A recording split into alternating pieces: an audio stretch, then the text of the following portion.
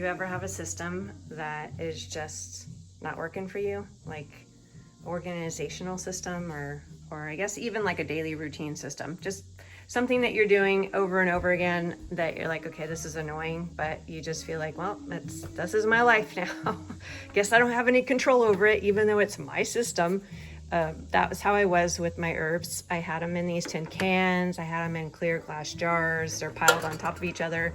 They're in the cabinet that's kind of deep, so some of them are buried in the back, and I would never use those because they're buried in the back, and I don't even know what's back there in the back of the cabinet. So it just wasn't working for me at all. So I changed it, and I found that the ones that were in the glass jars, ta-da, were the ones I used the most. So I thought everything needs to be in a glass jar. I need to be able to see the herbs. I need to be able to see how much is left in the jars. Like my mullein is getting low, and I have mullein that I'm getting ready to, it's all ready to go back in the jar. I just harvested this plant last week, and it's dry enough that it can go in the jar now. And if you don't know, mullein's really good for your respiratory system. So if you got like a chest cold or, flu, anything going on with the chest, you can, and throat, this is a good tea to have. And I know this probably seems like no big deal, but it's a big deal. Herbs are important. They're important for physical and emotional health. Your body needs them throughout the day. So instead of just drinking plain water, you can have some sort of herbal water that you're drinking that's really going to help with the nutrients and minerals that your system needs, that it's so depleted from so often.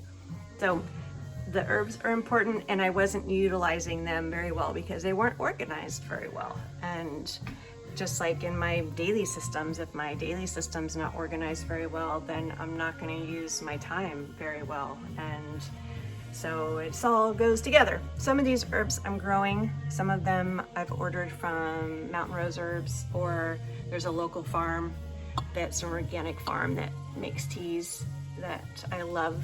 So I have that. And then in this short jars that are going to be in front of the big jars, I'll have the recipes. So when I make a recipe, like this one's called Uplifting, it's a rosemary glad star recipe, and this bugs me. I need to rewrite that so that it's more uniform.